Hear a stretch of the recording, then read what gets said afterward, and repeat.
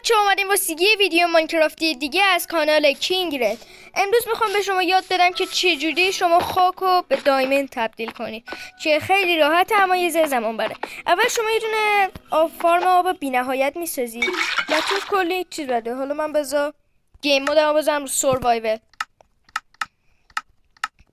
خب الان شما یه دونه باتن گرفتین که توش چیزه واتر باتن. خب شما وقتی این واتر باتن رو بذارید رو خاک تبدیل میشه به همچین چیزی، تبدیل میشه به مار. حالا شما اینا رو میکنید و اگه همه اینا رو بذارید تبدیل میشه به همچین چیزی. حالا شما هر میاد برمیدارید آب پر میکنید باتنتون رو میذارید اینجا تا تبدیل به ماد بشه، بعد بکنید. حالا که به اندازه کافی شد یه شما همچین پلتفرمی میسازی که راستی برای باتنم بعد همچین چیزی بسازی، 3 تا شیشه بذارید تو کرافتینگ تیبل تا همچین چیزی به شما بده. حالا برای اینکه بتونید شما از همچین چیزایی بسازید بعد از اینا استفاده کنید. شما وقتی انقدر آهن بذارید تو کرافتینگ تیبل به همین صورت به شما یه دونه همچین چیزی میده که از ایناست. حالا من نرم سر برم. حالا شما اینا رو کجا میارید؟ اینا تو اون قندیلای که تو گاران. حالا من به خاطر اینکه یه شیدر ریختم، شیدر معروف ماینکرافت ریختم، زیاد خوب شکل اصلیشو نشون نمیده، ولی هی همون قندیلای معمولیه.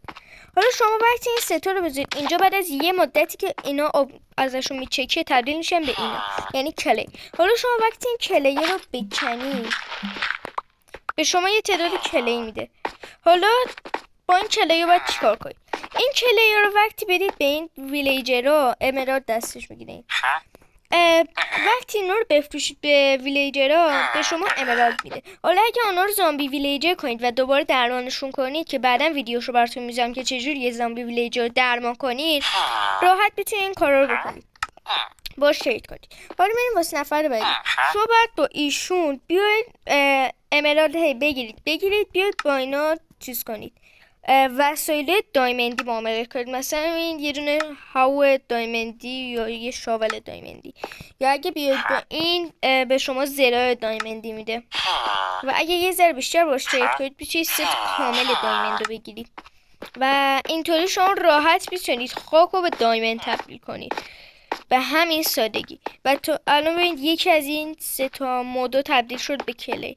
حالا با اینا راحت به چیز کنید. حالا این پلتفرم ها بزرگتر میکنید، دیزاینش میکنید، خوشگلش میکنید، چیز کنید. حالا یه روش هم میذارم که امرالد بی‌نهایت گیر بیارید. حالا این من میخواستم فقط بگم که خاک رو چجور تبدیل به امرالد کنید.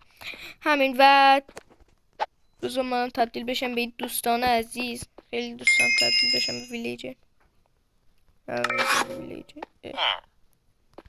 حالا ما اسکینم لود نمیکنه. پس تا ویدیوهای بعدی خدا بزن سامشم.